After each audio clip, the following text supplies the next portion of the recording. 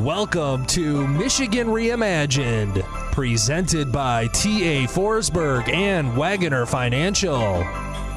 And here's your host, Chris Buck.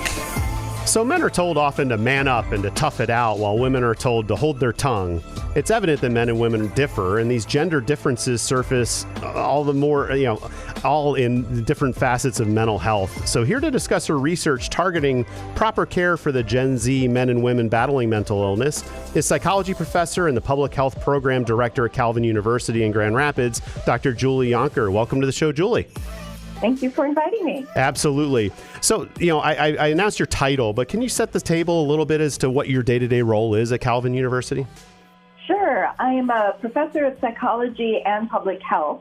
So I teach courses related to those topics such as health psychology, introduction to psychology, lifespan development, a number of those courses. And then I also have some administrative tasks related to running and managing our public health department. And, of course, working with our amazing students at Calvin University, which is the absolute best part of my job. Wonderful. Yes, I've had other Calvin folks on the podcast in the past, and everyone seems to be wildly impressive. Sadly, I'm not an alum directly, but I know it's a great asset for our state and for the greater Grand Rapids area. Thanks for doing what you do. We need all the educators we can get.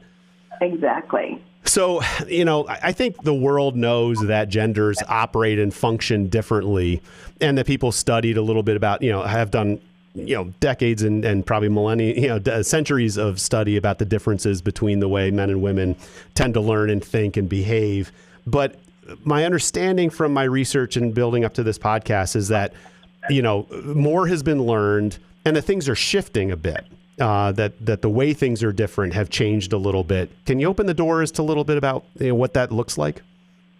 Sure. So when we talk about, particularly when we're talking about adolescents and emerging adults, which is really more of the area in which I tend to focus my research and my work, we need to imagine and think about a number of different things. We need to consider the development that's going on in the adolescent brain and the emerging adult brain. And we need to consider that their frontal lobe, the sort of crown jewel of our brain, that front part of our brain, is still developing until about the age of 25. And that part of our brain, because it deals so much with the complexities of adult life, such as hypothetical thinking abstractly, thinking about the future, also things such as decision-making, being rational and logical, that takes a lot of time to come online. And so in that process of development, there are some things that can impact that in positive or negative ways. And that's why we as educators and just as the general community want to really focus on ways in which we can educate our students well, that we can provide the most flourishing environment for them, whatever that might be, so that they can allow that front part of their brain to develop as fully and in the best way possible for them. And so for them to be able to have that development in a good way will set them up to be able to manage some of the stressors that they will encounter and they're currently encountering, but also that they'll encounter in their adult life as well. And that makes a lot of sense because, I've got two children of my own and certainly engage with other neighbors' kids and things of that nature. And there does seem to be a change, right? I mean, as an employer, there's a standpoint of, boy, these kids these days don't have the work ethic that we used to have, and they're so flighty and they want to change jobs and all that kind of stuff. But beside that griping, and my answer to those people is you need to adjust as an employer because these folks do have value. They do bring a lot of different perspectives that we as older folk managing these people probably need to accommodate some of the changes that they're requesting from their employers. But it does seem to be a different time and space. And I know that, it sounds like Gen Z is kind of the most affected by this change in just kind of mental health and the things that are their day-to-day worries and how they're developing their view of the world. Is that fair to say that Gen Z is really the focus of what we're looking at today? Yes, Exactly. And I like how you brought up the point that we need to offer our Gen Z employees. So now I'm talking about the older end of the Gen Z, because Gen Z goes from age 13 at this point in time, right? Age 13 to age 28. So Okay. when we're talking about those who are employed, those are going to be obviously on the other end of the spectrum. So Gen Z is a little complicated, right? Because we're talking now about adolescents and emerging adults. And, you know, you as a parent, myself as a parent, myself as someone who works with the older end of this age group, we see huge differences from an adolescent to an emerging adult, right? So we do need to offer them some grace. And I think some of the things that we consider with working with individuals is that they come to us in the workplace with their individual characteristics that they have developed. And we call this a lot in psychology and public health, we call this a biopsychosocial spiritual perspective. So all of these aspects, all of these domains have come to play a part in the role and development of these individuals. And as they come through this individual development, their biology, their psychology, their mental health, the social environment has also played a role. And I think that's oftentimes what we get a bit more focused on with Gen Z is the role of social media, because they are really the first generation that has grown up with this huge impact of social media, for better or for worse. So there's been some really good things about social media that has been beneficial for mental health, but there's also been some things, we've heard the term doom scrolling. Yeah, yes. Right? And so that obviously is going to go in a very negative direction, and that might impact boys and girls, you know, young men, young women in different ways. So those all factor in. Humans are complicated, as you've probably gathered. we come with lots of stuff to each endeavor that we encounter. Right. And yeah, doom scrolling and just the social media. I read somewhere as a joke, it said, remember when the internet used to save you time? Because now it just seems to suck your time. Exactly. And, you know, I remind my children and even myself that, you know, when you're scrolling whatever social media platform you're looking at, you know, except for the handful of people who like to kind of complain or talk about the problems that they have, I'd say 95% of the content is the greatest hits. Of people's lives, and that creates kind of this overflow of peer pressure that it's like, oh, this person got this new car, or they're going on this cool vacation, and boy, all these cool things seem to be happening to the people in my network when I'm dealing with day-to-day problems and have some victories here and there, but it doesn't take much to pause and say, hey, these people are having these problems too. But if you just pepper yourself with everyone else's success stories, you end up not feeling as successful. Well, and we call that in psychology, we call that relative deprivation, right? Yeah, that makes sense. Right. You may have just landed this great new job, right? And so you posted on LinkedIn and all your different sites, and you're so excited about this new job. Well, then, you know, after a few weeks, the honeymoon period is starting to wear off a little bit, and you get through your scrolling, right? And now you see so-and-so has this even better new job. And so now relative to that other person, you feel that your job, or whatever it is, right, isn't as satisfactory to you, or as helping you thrive as much as you thought it did before you saw what somebody else had. Right. That makes a lot of sense. And I do want to talk about some of the research I did to prep for this conversation, because a lot of this, the information that was shared with me that I dove into, stems from some faith-based research and statistics and discovery. And it looked like there was a report from, I have written down here, the Barna Group and Impact 360 Institute, that states that Generation Z women, especially those aged 18 to 24, are less likely than young men to identify with a faith or believe in a higher power. Mm-hmm. So that's concerning, you know, whether you're an overtly religious person or not. I read that and I say, you just kind of, there's a large group of folks that have kind of lost faith in hope almost, right? Or the belief that you're making your own life and your own future, or I don't know, or that you've got support along the way. What does that statement and maybe the rest of that article kind of mean to you as a research professor? Right. So in psychology, we really delve into the individual and how the individual was created. And we also look at that from, obviously I'm at Calvin University, which is a faith-based organization.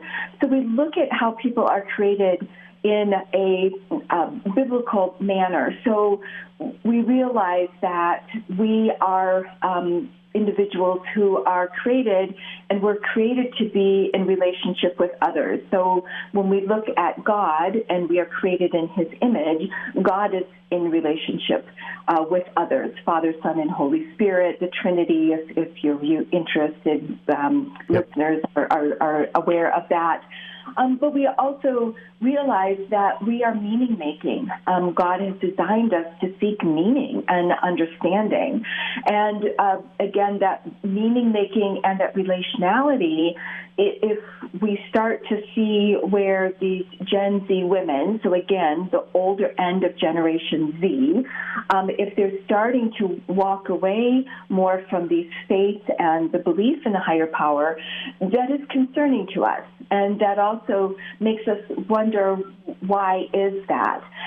So I've also read some of the research that you have referenced here, and I've read through some of their explanations as to why that could be. And I agree with what they have said. I think part of what they have said is that the religious faith traditions that maybe some of these women have been involved in growing up have been a bit overpowering to them, and have tried to help them or tried to mold them in a way that they may be following more directions from others rather than allowing them to interpret their understanding of what their faith might be.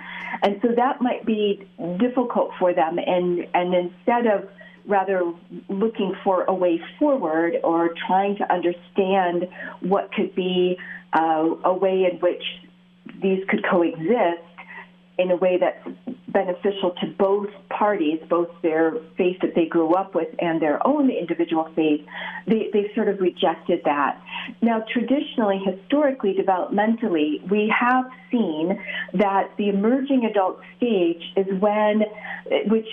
emerging adults is age 18 to 25, 29. So that's, we don't go right from being 18 and an adolescent to being an adult. We haven't taken on the responsibilities of adulthood, plus we know our brains are not fully developed yet at this point.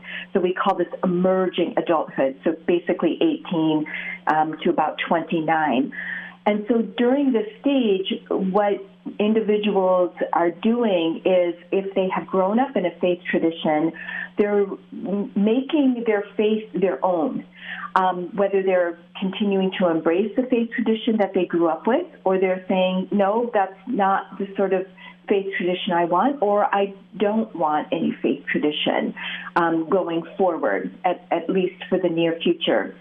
But a lot of individuals have this doubts during this time period because their frontal lobe is better able to think abstractly and hypothetically, and they don't need more of the sort of black and white context that is much more of what we see with the younger age groups. We're starting to see with the emerging adults that they're able to live into the gray of life. They don't need it to be black and white. And in some ways, they kind of embrace the gray of life. I hope that makes sense. It does. It does. And I want to dive into that in a second. But first, I want to just let my audience know that here at Michigan Reimagine, we tell stories of passionate Michiganders doing great things across the state. Today's podcast sponsor takes the art of positive storytelling to a whole new level. The good people at Good Marketing work with organizations across the state that are having a positive impact on the lives of Michigan residents. They help educate communities on the importance of affordable housing, the impact of wildlife and natural resource management, the availability of workforce development and education programs, and if it lifts people up and makes communities stronger, then they want to help spread the word. If your organization needs help communicating the good work that you do, stop by their website at goodmarketing.com. That's GUD marketing.com. So there's two things that I'm getting from this conversation. One is just the awareness of what's going on with this particular age group and the challenges that they're facing, why they're facing them, perhaps, and just kind of the way that they're thinking. But the other side of that is, as an educator, to broadcast some of that information and make modifications. Like I mentioned earlier, I think employers need to make modifications to accommodate the way that this next generation kind of views work. Similarly, the education entities, whether it's K-12 or whether it's university learning, probably needs to be very overtly cognizant of what these folks are going through and experiencing in the way that they look at things, in order to not only deliver the curriculum that you're tasked with getting them educated on for their degrees, but also to empathize and kind of help them along their way and maybe balance out some of the frictions that they're facing in almost a mentorship type of a way. Is that kind of a fair summary of kind of what you're working on? Mm-hmm. That's an excellent summary. Thank you. You basically summarized what allows for the flourishing of our adolescents and our emerging adults. That mentorship is huge, and being what I often tell when I teach my students about what's called lifespan development, going from conception to death, is that they need to be a student of other people, and they need to understand that obviously each person is different and comes with their own skills and values and abilities and what they're striving for their future. But if you can, as the person who is walking alongside them, really study and understand what it is about them that helps to make them a better person, whatever that might be, and reaching their full potential, that's an amazing gift that you can offer. Right. Yeah. But I see so many, I see a lot of different organizations or entities do the research and kind of come up with the document that summarizes what they've learned, whether it's a municipality with a master plan that acknowledges that they have a housing shortage or they need to fix roads, or whether it's data about food insecurity or the need for rural broadband to be able to have internet connections for students working from home or whatever. But so much research, so many researchers get so deep into the data and then the publication of the document that sometimes that document gets shelved. So talk to me a little bit about how you take the information as maybe, as an individual, or maybe as a think tank, or maybe from a collegiate research perspective, and actually implement it. And teach others the things that you know, so that the professor that's teaching business, or the professor that's teaching English, can incorporate some of what you've learned and research and uncover, so that they can add that level of empathy or just awareness of how the brains of these students are working. Because you mentioned 18 to 29. Well, 18 to 21, 22 is probably the wheelhouse of most of your students. How do you turn it into practice? Right. Thank you. That's an excellent question. I do want to circle back a little bit to Sure. some of the things that you were talking about, though, with the researchers publishing their data and their numbers and their tables and their graphs and all of that. When we do research, we have those who do more basic science research or more basic research, which would be a little bit more of putting forth the numbers. And then there's those that might do more applied research. So it's taking more of those numbers and how does that actually look like in, I don't want to say the real world, but that has just come out, but how that looks like in the day-to-day living of individuals. So I think social media, again, is a great avenue to be able to get this information out, and your work that you are doing with Michigan Reimagined is also a very fruitful and positive way to get this sort of information out. And with my students, yes, I do work with 18 to 22, 23-year-olds, but also a lot of my alums are still ones. I have a meeting with one of my alums on Friday. We're having coffee together and catching up again and working to help her in her particular way to be able to manage the next steps, which looks like for her is grad school. So working alongside and realizing that we don't go from point A to point B to point C in a straight line is very important. And I think a number of your listeners, because of the work that they've been doing through the years, can look back on their career journey and realize that their journey has not been a straight line. It has been more of a twisty-turny, kind of like the Grand River here in Grand Rapids, right? Yep. It has more of that sort of pathway. And a lot of us as adults, we really would like our children and our emerging adults to have a straight line path, right? You know, like, yeah, I would really like for them to avoid this curve in the river that I had to experience and these difficulties that I had experienced. Let's see if I can straighten that out for them. So life is so much better. And yes, of course, we do want to make the lives of our adolescents and our young adults as helpful as we possibly can. But as we as adults look back, we also realize that those difficult times were when we really learned a lot and we really grew.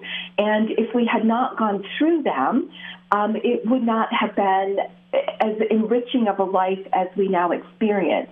I think the challenge that we want to, as the adults working with this age group, is that we want to make sure that things don't go off the rails, that they don't get submerged in the river when they go through those rapids, right? That we do have the support for them and that we are there to help them if there are some things that run awry. So I think for everybody, one of the things that I have noticed is we all tend to look up to the sort of the age group that has come a little bit before us. So I always tell my university students, you need to spend time working with adolescents because adolescents think that you are the coolest people on the whole earth. and you can say anything to them and they will listen to you. You can say the exact same thing that their parents have been saying over and over and over, but if it comes out of your mouth, they're going to listen to you. And so I think what would be helpful for all of us and for your listeners is to look down an age level. What is that group that's just right behind you? And see different ways that you could feed into them and to mentor them, because they are going to hear and listen to you much better than they are to their peers, because you have that sort of banner of experience that you carry with you that means a lot to them. I couldn't agree more. And I would even add that you got to remind those mentors to just listen, and really hear what the mentee is telling you. And you have all this wisdom and extra experience that they're going to really listen to. I have found some people make the mistake of trying to make the mentee just like them as a mentor, whereas, you need to just give some wisdom and let them fly their own way. But I agree. I think the mentor-mentee relationship in all of life is so important. And I think that you hit the nail right on the head, that if you can get, these college students and maybe a little older, or everyone, honestly, to look downstream a little bit and talk to someone in the band right below them, would make our world a better place overall. That's fantastic. Well, that's one of the things, too, that I really talk to my students a lot about is you need to find your people. And I don't just mean people that agree with you on everything. You actually need to find some of your people, so to speak, who actually have very different perspectives from you, and that will, like you said, be willing to listen to you and be willing to understand a bit more about where you might be coming from through that listening, and not solve your problems. You do need to have some people who help solve the problems, but you also need to have a whole bunch that don't try to solve your problems or make you into a clone. Right. Makes a lot of sense. Is there anything else we haven't really touched up as we get kind of closer to the finish line that you want to share with our audience? Well, actually something, and this is a little bit off the topic of what you had discussed in some of the questions you provided me ahead of time, but through our discussion, there's a great book that your readers might be really interested, or your listeners might be really interested in, and it's called Redeeming Work, and it's by Brian Dick, BryanDik, and he is a Calvin alum. He works at Colorado State University, and he does research in career understanding and industrial organizational psychology, but he has done a really positive way, as you can imagine, redeeming work and looking at work in a really positive way. And he also brings up that you need to have this council of encouragers, or your people. He frames it much more eloquently than I just did in the book. But I would really recommend that to your listeners. Wonderful. And is there any kind of website or newsletter or place where folks can kind of follow along with your research and the journey on this? Right. There's a couple websites that I really would like to recommend, not necessarily just my research, but for other questions that they might have, particularly regarding mental health. So one is called childmind.org. So childmind is all together.org. And that is a great resource for parents or for those who might be working with children, adolescents, and emerging adults. And they cover a whole range of topics. And it's all research-based, so it's excellent. And then the other one that I would also recommend with respect to mental health would be a great group called 7 Cups, and it's the number 7 and then Cups, CUPS.com. And that is another great one for mental health peer resources. So there's a whole bunch more, but if you just need to have a couple, those are the two that I would recommend. Fantastic. Well, thanks for that. And I do want to give a final shout out to my folks at the Forsberg Real Estate Company. When it comes to creating the best living and working environments for the community, no one does it better than my friends at the Forsberg Real Estate Company. Brent Forsberg and his team create vibrant, holistic communities that inspire growth and encourage belonging. Focused on building stronger connections for people, the Forsberg Project is always in tune with balancing relationships to create the optimum human experience. Since the 1950s, the Forsbergs have been enhancing the quality of life in the communities they serve by following the principles of regenerative growth and aligning the resources and tools available. Reach out to my friends at Forsberg Real Estate Company by calling 517-349-9330 or check out their website at lansingrealestate.com. Well, Dr. Yonker, I can't thank you enough for joining me here today to talk about your research. I think the mental health of our of everybody, but our youth and the future of our workforce is paramount, and I'm grateful that there are people like that, like you, out there doing that noble work. Thank you. Appreciate that, and appreciate the time of you and your listeners. Thank you. Yep. And so we've been talking to the psychology professor and the public health program director at Calvin University in Grand Rapids, Dr. Julie Yonker. Appreciate you coming to the show. And I'd like to give a final shout out to my loyal sponsors, Forsberg Real Estate, Wagoner Financial, Triterra Environmental, Good Marketing, Keller Williams Advantage and Team, Michigan Rise, and the attorneys at Foster Swift. All are fantastic people worth the call. And if you found this show as a one-off, I want to remind you to follow and subscribe to Michigan Reimagined on YouTube, Facebook, Apple Podcasts, Google Podcasts, Spotify, iHeartRadio, pretty much anywhere you find your podcasts. This is Chris Buck signing off for Michigan Reimagined.